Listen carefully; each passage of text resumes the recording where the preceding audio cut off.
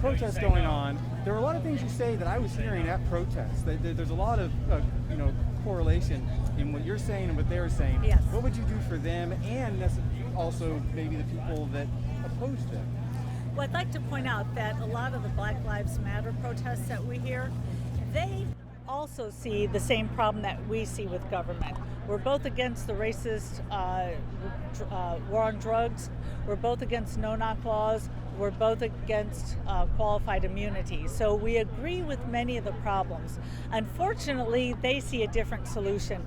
We see big government as having created all those problems, and what they want to do is they want to go to even more big government. And we think the only way to cure big government is to go the other direction and get government out of it. So I have met with local Black Lives Matter leaders who have listened, who have said, you know what, that makes a lot of sense. And the one story that I've pointed out to them is we all heard about Rosa Parks, who was a heroic black woman who refused to sit in the back of the bus.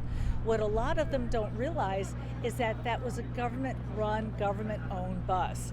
And at the time, 60% of the bus ridership were blacks. And so if you think now, what if Uber did something like that? What if Uber discriminated against their best 60% of their customers? They'd go out of business as well, they should. So only big government can get away without being held accountable. So that's why we want to move in the other direction. And you've opposed previous COVID-19 relief packages like the CARES Act. Yes. Can you talk about why and what should Congress do to help people and businesses that are struggling?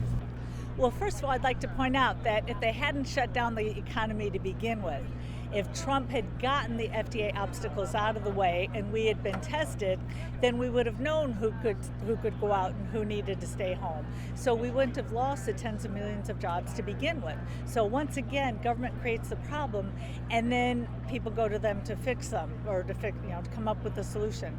So what we got to keep in mind is for each person getting that $1,200, that money had to come from somewhere. And it's coming from the very same people, but it's just costing a heck of a lot more than $1,200. So instead of sending our money to the federal government and then getting part of it back, how about we keep our money and we decide where to spend it? So personally, I would spend mine at local mom and pop stores in my hometown. I would not be giving my money to the large corporations who don't always listen to what we want anyway. And you were talking about the mask mandates. Yes.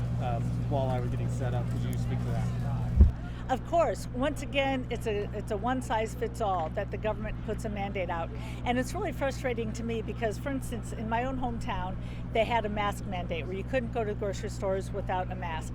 And I heard the man on the street interview, of course, where some people said, yes, I like it. Other people said, no, I don't. Well, why can't we have both? And we saw from Walmart that, a lot of people think if the federal government doesn't do it, it doesn't get done. Well, we saw with Walmart that's not true, that they have a mask policy. And so you have to wear a mask in order to go into their store. So if you're somebody who's vulnerable, you want to wear a mask, you want others to wear a mask, great, you can go to Walmart. If you don't want to wear a mask, you can go to other stores. So why not let each person decide what he or she wants, as opposed to the government having something that, basically, like I said, one size fits all, in which there's winners and losers, in which half the people get what they don't want. Let's set it up so everybody gets what they want. And can you speak, especially with the COVID-19 and issues we're having, about Americans that don't have health insurance? What are their options? The COVID-19 what? With COVID-19 going on, there are people that are worried about losing health insurance. Oh, Can you yeah. talk about what you would do for those people? Well, first you got to look at why our health insurance costs so much. As I mentioned on stage, we don't have any competition. And if we look at the only two somewhat free market specialties in healthcare in our country, which are LASIK surgery and cosmetic surgery, we've seen prices go down dramatically and quality go up because we have competition, because people are paying for it with their own money, and so they shop around for prices. So I want to set up a system in which you shop around for prices and you get the savings. And that's the way the world is supposed to work. Whether you buy a car or a computer or even groceries, you shop around, you decide how much you want to spend, and then you get what's left over. So I look to the state of Indiana. They've got a great system for their state employees in which they actually put dollars into their state employees' accounts, and then they use those dollars to decide where they want to spend them. And last, I'd like to point out that before they put that system in place, something like only 10% of the drugs bought were generic. And that doesn't surprise me, because you never spend other people's money as well as you spend your own. Why would you go around and shop for the best prices? After they had the system, within just like a year or two, 90% of the drugs bought were generic. And the best part is the people were glad to do it because they got to keep the savings. And that's the way the system should work. And my final question, it was talked about before, but our system is baked into a two-party system.